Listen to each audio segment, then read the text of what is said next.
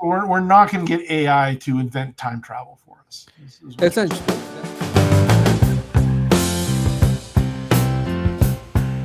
It's okay. Hi, everyone, and welcome to DevOps Roundup. Hit the subscribe button, drop a like, and today we're going to be... did you get a chance to watch one of the latest Sam Altman reports or interviews? I'm going to say no, I have not. So Chloe Abrams, she's this journalist turned YouTuber, and she pulls in quite a... She's a phenomenal interviewer, one of the people I aspire to. And Sam Altman was sitting down with her talking about ChatGPT-5, or as we like to call it in the podcast here, GPT-5. GPT-5. I noticed on your other podcast, you're not using the GPT. Yeah. Well, the premise here, though, is that he says no child born today is ever going to be smarter than AI.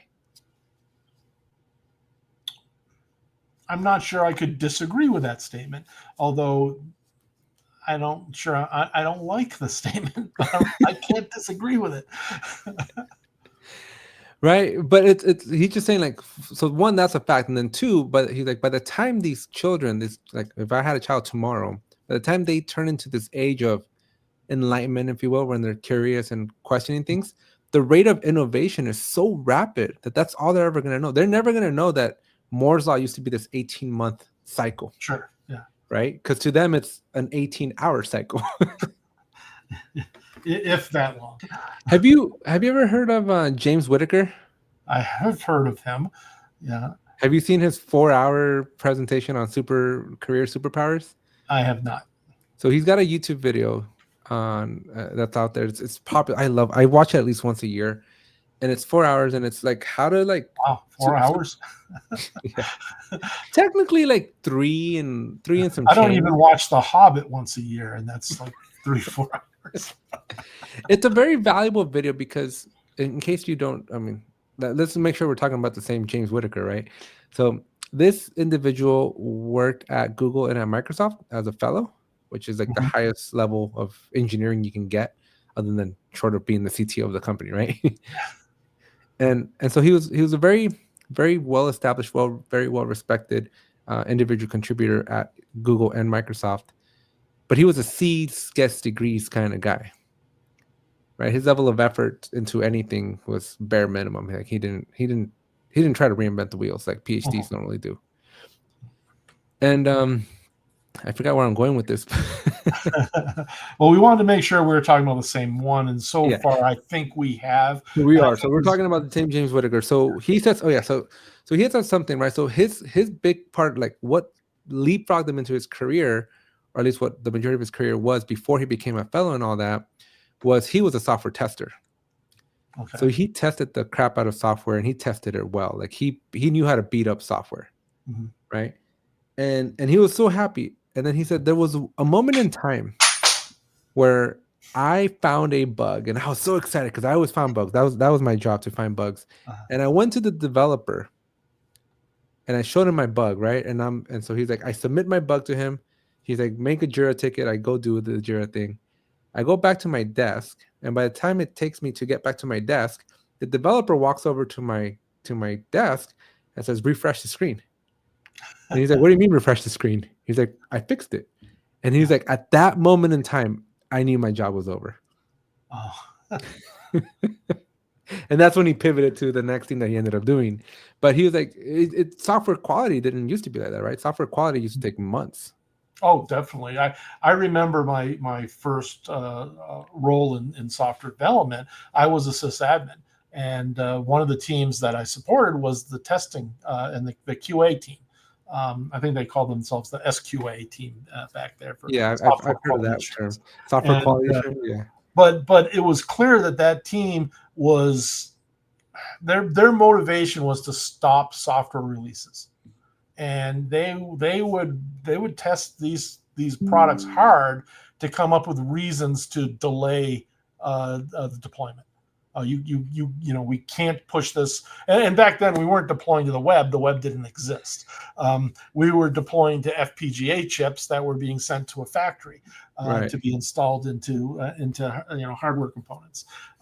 So it was very important that the software on those chips were as bug free as possible. but their motivation wasn't to ensure quality. Their motivation was to, basically annoy the entire company because we can't ship software because they found a bug, which, that's a terrible mindset to have. But, the entire testing organization was looked down upon because of that. Yep. No. And we were way off GitOps, by the way. But no. Well, I mean, no. I think it's still relevant though, right? Because the reason we're going down this route, right, is I think your software testing, the mentality has shifted. It has, and I think GitOps allows for this shift to move on you. Yeah, I don't think I disagree. But I'm not sure if I can add anything to that. No. I'm just I'm just commenting like when as you were describing it, like that's the thoughts that came to my mind, because like I worked in airworthiness, right? So talk about software quality to the max. You're not flying. That plane's not leaving the ground if you don't. Well, at that point, I really want my QA team to stop deployment if it's going to be a safety concern. Right. But that's kind of the point that I was going to with this, right? Where I feel like a lot of this, and we're going to get into a little bit more, right? But there is a governance in here. But I fear, this is kind of the point, and bringing it back to GitOps, I fear that when you accelerate this process, because it's so convenient, so easy, that it's easy to get sloppy with respect to, airworthiness, software quality, safety quality, and things of that nature. Because as a Netflix, if you push something crappy out, well, somebody's gonna watch the wrong movie, right? Yeah, if that, or you'll catch it and someone can fix it, and within minutes it's up on the production site again. But Siri makes a mistake, or Alexa makes a mistake. That's a little bit more great. We'll go back to Tesla, because we can't have an episode without Tesla, right? Sure. Tesla implementing GitOps on full self-driving. You don't want to be testing that stuff in production. No. So when's the last time you updated your Tesla? Because I actively don't update my Tesla anymore. And I was just thinking about this the other day. I'm like, I wonder if Tesla gets mad because I don't update my Tesla. I'm different. I accept all updates, but I push them to midnight of the day that they ask me to do it. And the reason I brought up, you brought up Tesla first, but the reason why I continued to talk about it is with the most recent update, it seems to always forget my phone key. So the folks without a Tesla, you use your phone to get in and out of your Tesla and to start your Tesla. The morning after the update, I go to get in the Tesla to drive to my client's site, and it insists on my Tesla card. So again, for people who have Teslas, you have this credit card shaped key that you give to your valet. Your car, and usually for valets and stuff as well. But if your phone's not working, you can at least get in your car and drive it around with a credit card. But for like almost a week, every time I went into the car, it wouldn't recognize my phone. And I'm rebooting my phone, I'm reinstalling the Tesla app, and none of this stuff is working for more than like 12 hours. So I drive to my client site, park, go inside, work till lunch, come back out. It's not recognizing my phone again. You would think that someone like Tesla would do like an LTS, like a long-term, like what is it? Mm-hmm. Long-term support, right? Yeah. Well, there's like a stable version of their thing, and then there's like the ones that want to drive on the beta. Yeah, I would hope that if you're driving a car, it's never on the beta. It's always on the LTS version. But that's this is definitely, we're leaving GitOps a little bit here, right? But is there an equivalent of airworthiness for something like Tesla, or something like modern day cars? Airworthiness? Because you can't fly, right? So in airworthiness, you cannot fly unless you get like FAA approval, and there's the DOT. So everything has to be DOT approved. Right, I get that. I 100% get that. But what the heck does a DOT know about Tesla's latest software models? Probably not a lot, and also, And how do you though test something? How do you test something that hasn't been invented yet? And you're yeah. like, is Tesla required to give the requirements to DOT to go then Well, verify? so DOT is federal, but every state has their own version of DOT.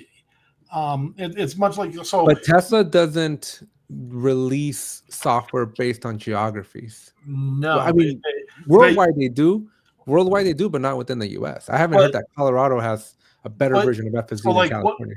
No, it doesn't. But it's a much more lax regulation, which is why I love living in Colorado versus Massachusetts or California. I don't have to have my vehicles inspected all the time, and in fact, as long as it's over a certain age, I don't even have to have it smog tested. In Massachusetts, every year they're checking things like how much rust is on the vehicle, and they could condemn a vehicle with too much rust. In Colorado, we don't care. I can have something that has 4 tires and a windshield and no metal left on it, and I'll still drive it down the road. So it's different per state. But when a new car manufacturer comes out, they have to get approval in every state to sell the car. Yeah. And Tesla wasn't approved in all states for a long time. But that wasn't because of quality. That was because of politics. But the politics are supposedly there to ensure quality and safety. No, that was straight vendor model. You could not do direct to consumer selling. That's different. That's not necessarily what I'm talking about. But that also slowed things down as well. Yeah. That the whole dealership model that was created in the 40s and 50s was still holding strong, and Tesla eventually got around that. And I'm not sure if they got around it exactly the same way in each state. But the point still is, though, Elon or Tesla in general, they are far more. I always forget, but it's risk averse. Risk averse means you don't take risks, or like you. Okay, yes. So the antithesis of risk averse. Was it risky worth or risky? But I don't know. I get models like this, right? Because I'm saying I'm using too many big words that I don't know how to use. The intersection here. Juxtaposition. That one. Yes. Is that. I'm usually the one that can't pronounce more than 3 syllables. So, but the problem is, or at least the thought that I have here, is that this GitOps model, right, allows someone like a Netflix to operate at a different caliber, right? Mm-hmm. Yeah. But when you're like a Tesla, who's technically a software company that makes cars, mm-hmm. your engineers think like this. Your engineers want to be there, right? They want to embrace GitOps fully, mm-hmm. but then societal rules and regulations mm-hmm. that we have, they kind of cause some friction where you end up, cutting corners or doing things you shouldn't be doing. Yeah. And that's where I think we have a problem, because as more and more industries become software-ified, because everybody now with a computer can, in GPT-5 can build an entire app now. I don't know if you've heard, but that's one of the GPT-5 it's supposed to be. Yes. Taglines is that I haven't necessarily tested that yet. Yeah, instead of just code snippets, it can do more, right? And so as we become over dependent on these AI generated code outputs, they're not like, that code is not going to be airworthiness ready. No, not anytime soon. Yeah, right. At least I don't think so. But yeah, so when did 5.0 come out? Last week, or was it early this week? Like Thursday or Friday. So not even a full week yet from when we're recording this.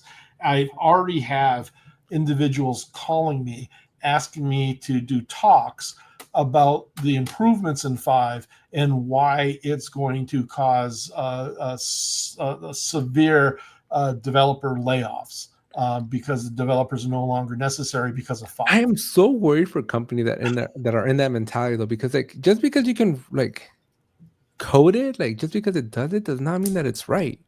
Exactly. Yeah. Or it's ready. Or maybe that goes together, ready and right. Yeah. and because the AI vendor, and we're way off the rails for GitOps at this moment, but that's fine. We'll come back. But Coming. but where was I going with that? Now I'm lost. GPT-5, ready and right. Yeah, it's barely been out a week yet, and the AI vendors are saying that this is going to replace the developers. So the industry analysts and the investors are immediately expecting millions and millions of layoffs of software developers to save on the bottom line. And I'm like, whoa, let's slow this horse down in here a little bit. Yeah, and I've thought about that too, because I don't know, like it's so easy for people to. We should do an episode on logical fallacies. We should, right? or a series of them. I don't think we could talk about all of them in one episode. Right, unless we do the love is a fallacy. But that's such a logical fallacy, because I've been working on this event that I'm putting together, right? And we have a team. There's 5 of us on here. My wife and I, we are completely compatible because we are 2 peas in a pod. We were brought up the same. We think the same. We studied the same. We can look at each other and understand. Don't let the event get in the way of the marriage. No, our marriage is actually improving quite a bit because of this event. Oh, okay. Well, I'm glad for that. Yeah, no. So that's what I'm saying. Like, but I've been so used to the way my wife and I think, because we're both engineers, and now I'm working with other individuals that aren't necessarily from the same pod. Okay. Right. If I stick with my P, she's a P in my pod, right? And yeah, if you fire your engineers, your software engineers, the remaining folks don't know how to think like an engineer. No. And AI, while it can do things awesome, it's going to do them. You still need that critical analysis that only engineers are trained to do, because part of the population of the world is trained to do this. So it goes back to the engineer and the chalk. You know that story? Mm-mm. Okay, so there's an engineer who retired from this company, and the main manufacturing machine failed. No one could figure out how to fix it, and so they called this guy back from retirement, and they said the guy said, "Hey, I need this much to come, look at your problem, fix your problem," and he says some ridiculous number. And they're like, fine, we're losing that per second that this machine's down. Come on in. And so the guy came in, spent like 10 minutes looking at it, took out a piece of chalk, put an X on one part, said, replace that. And so they replaced it. Machine came back up and running, and the whole manufacturing plant is now good. He submits his bill, and they're like, there's no way we're paying this. It only took you 10 minutes, and you just and we need an itemized bill for that. And so he sent in the bill, $1 for the piece of chalk, 100,000 for the rest, 100,000 for knowing where to put the mark. and I think I think this holds true if we're just, let's mass lay off developers, because AI can now generate code. But it's going to generate stuff that doesn't make sense, or it kind of works, and who's left to debug this, or to even ask AI to do the right thing.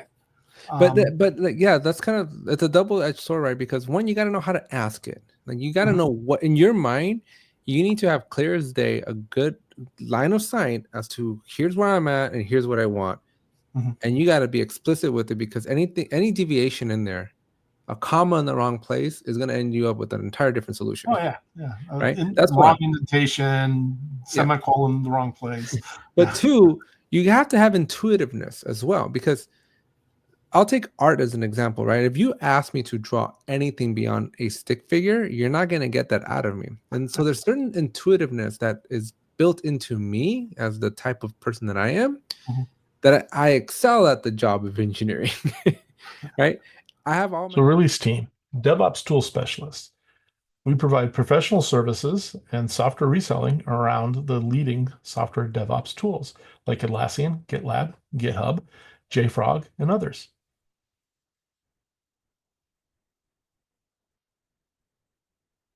To talk with us about DevOps, here's our contact information. Please call 866-887-0489 or via email at info@releaseteam.com. Right? I have all my little cousins. I've tried to get them into engineering. Even if you take away and you're like, well, they won't look at code, right? Because have you seen I told you about this in one of the Your Life episodes. There's a new wave of software development coming through where it's just prompt-based development. Yeah, I've heard of that. I don't know if I remember. Yeah, one of the guy that used to run Tesla's AI program, he's calling it the software era 3.0, where it's literally just prompts, right? Like that you will code by simply speaking in English to a GPT prompt, and it will generate an output for you, right? Yeah. Eventually, it's supposed to be accurate. But where I'm still going with it, right, is you still need to have that intuition. There's just a certain intuition that you can't AI your way into it. No. You need to know, like my little cousin, when they're like, I want to build a store to sell shirts. I'm like, well, go build it. You have AI. And they're like, where do we start? I'm like, well, ask AI where to start. Yeah. But that how to connect dots is not something that like AI can figure out for you. No, you have to understand what to. You have to know what to ask. Yeah, but if you're firing the people that know what to ask. Yeah, which is bad. Yeah, no, I'm not defending that by any means. So you did an episode on your Ape Tech channel. I watched it last night, and you apparently recorded it, earlier. But it was a great example of what we're kind of describing here, where you asked it to do something that is a normal task for a Jira administrator. Right. We won't go to huge details. We want people to go over and watch it on your channel. But it did exactly what I expected it to do. And, so I'm like, it was an enjoyable episode for me because I was kind of like thinking ahead, and then you were finding exactly what I was predicting what was happening. And the main point that I'm trying to get is it comes out of the gate strong, and then it peters out towards the end. Yeah, and they came out swinging. I was impressed the first 2 minutes. Yeah, I could tell. I'm like, wow, Alex is really enjoying this. And then, it missed this step. It's doing a yada yada over this part, and right, like it just went from A to step 1 through 9, and I'm like, well, what happened through the middle? Yeah. So I find that as well when I'm doing stuff in AI. I've never tried to do what you did in that episode with AI, but I have been using it to do comparisons between competitors of mine. So I'm doing something for a particular vendor, and I want to know who my U.S. competitors are these days. And so I ask AI, and it starts doing a really good job. It identified the main competitors and a couple that I didn't suspect were competitors, and I'm like, well, no, AI was actually right. They are, trying to do services in that area. But then it kept getting things wrong the further it went down, and some of it was outright wrong by like giving me someone's LinkedIn profile that is a C-level exec at this one friendly competitor of mine who I know doesn't work there. So like, I know this guy, and then the LinkedIn link that it gave me, but it went to a 404 page on LinkedIn. So at least it pointed me to LinkedIn, but it didn't find the guy's profile. So it's faking links. Yeah. So I was like, why would you make that up? Just tell me that you don't know where his LinkedIn profile was. Or don't even try to reference it. Yeah. Don't even bother putting it up there. And because I'm like, well, why do they think John works for this company? And I've known John for like 20 years. And I'm like, oh, did he just jump over there? And so he's a first level LinkedIn connection to me. I went out. I'm like, nope, he's still where I thought he was, or at least LinkedIn thinks he is. So but that was like, 2 or 3 pages into the report that it was building me. And it just got worse and worse from there. However, one of the things that it did do well is if I second guessed it. So I'm like, okay, section 13 of your report here doesn't seem quite right. Please, Think about it. redo it. And it came back with, hitting it right out of the park, out of the gate. So I wonder if it just runs out of steam. I think that's exactly what it is. It's like, It uses up all we'll the wow them with the tokens first get couple used up sentences. at the beginning. Yeah. But I think if you, if you ever want to do that episode, a retake on that episode, when you finally find it made a mistake, tell it that it made the mistake, but don't tell it what the actual mistake was. Like, that's not quite right. Please, redo this section and see how close it then, Yeah, because at the very, very end of that prompt, all the way at the end of the output, it's like, hey, if you want to go deeper into any of these, we'll explore them deeper. Yeah. But at that point, the video, I felt the video was a little too long. But yeah, I'd be curious to actually challenge it and go, nope, try again. And also, that was using GPT-4, not 5. And so, from Sam Altman's own words, again, CEO of OpenAI, who makes GPT, he said that going from GPT-4, which is high school level, you're talking to college level. So it's that big of a jump. So I actually had a conversation with someone this morning that warned me, or he actually warned a number of us at my company not to use 5. And GPT-5. that if you're going to use ChatGPT, to force it back to 4, or you're not going to like the results that you get. Now, I immediately disagree with that, and I love to challenge this individual.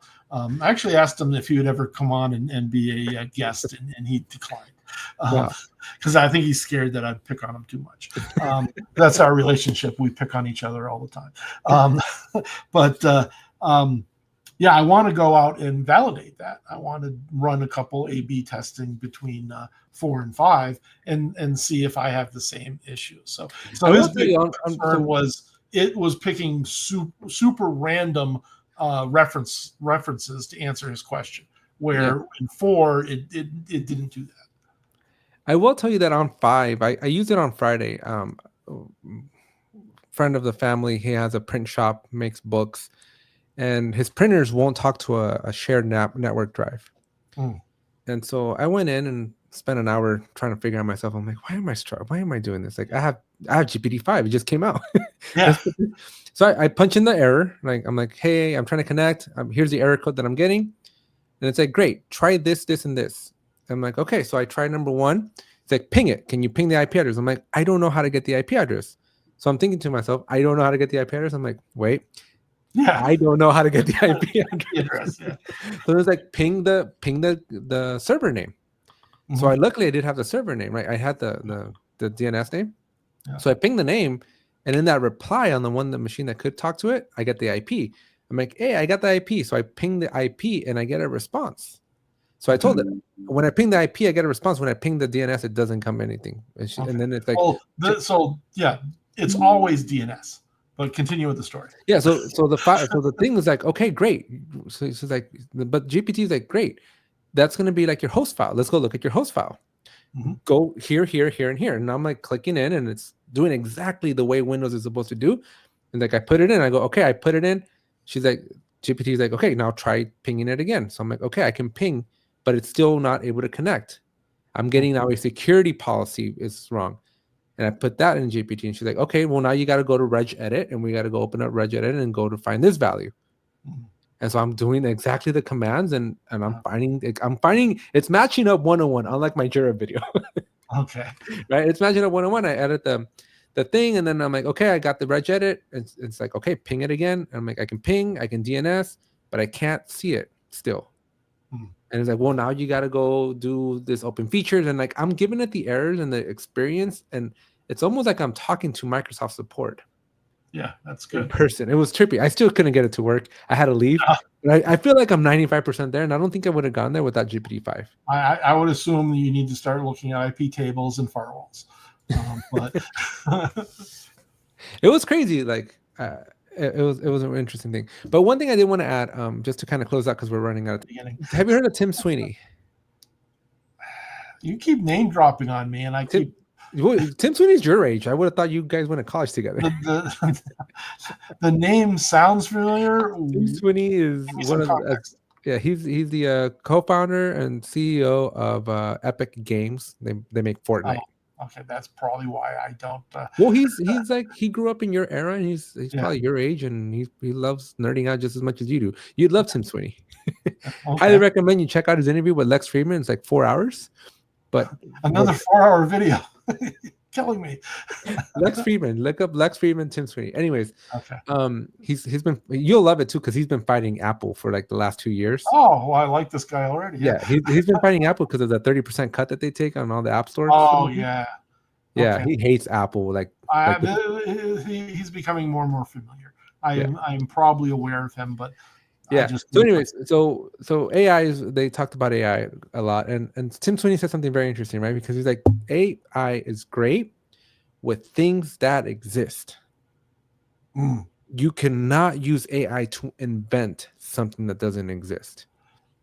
Okay. Yeah, I would assume that the vast majority of early AI applications that came out, and now I can't name drop any of them, but all the image generators and the animation, isn't that creating stuff that doesn't exist?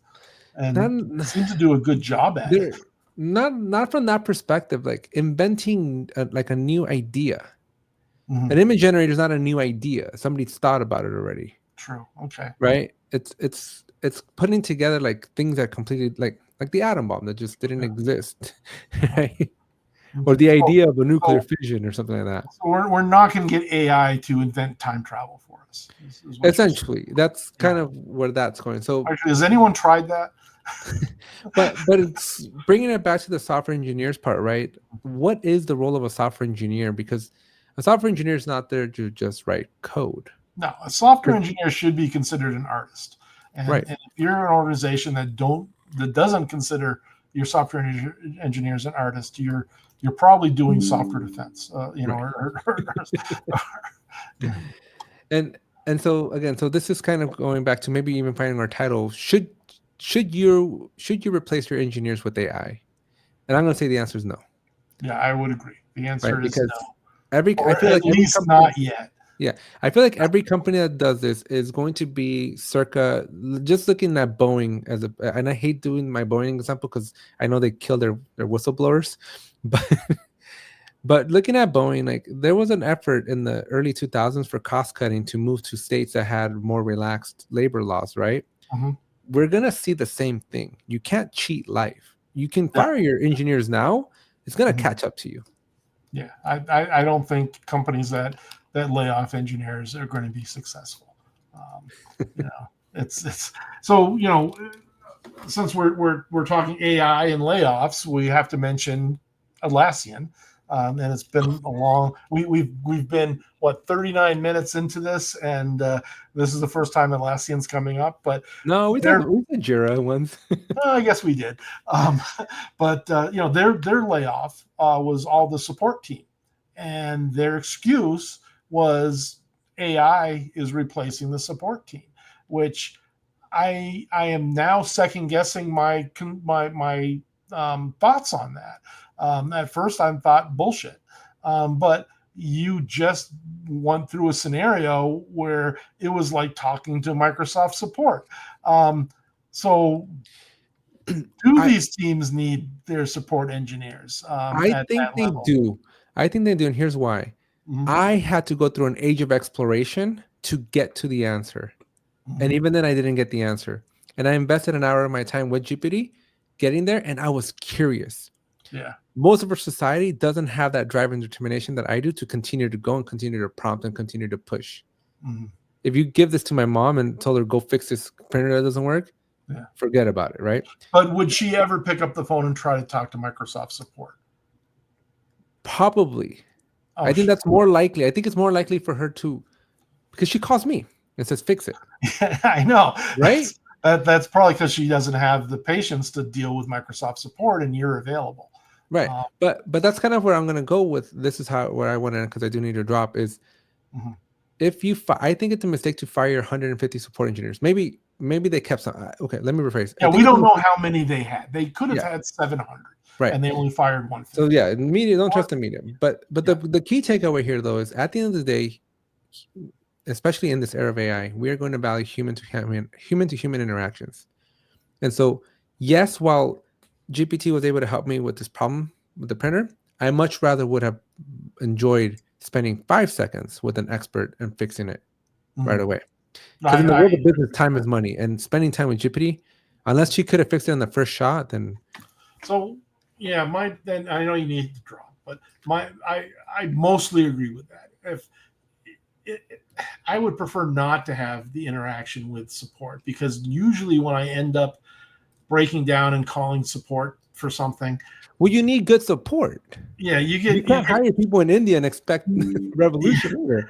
Yeah, not anything against people in India, but I dislike the generic questions that you have to get through. Restart your computer. I'm like, I've already done that, guys. I've been in IT my whole life. The first thing I guarantee I've restarted 15 times since we started this conversation. So, but on the other side of that, I had someone that was having a problem with a device the other day, and she insisted it was not working.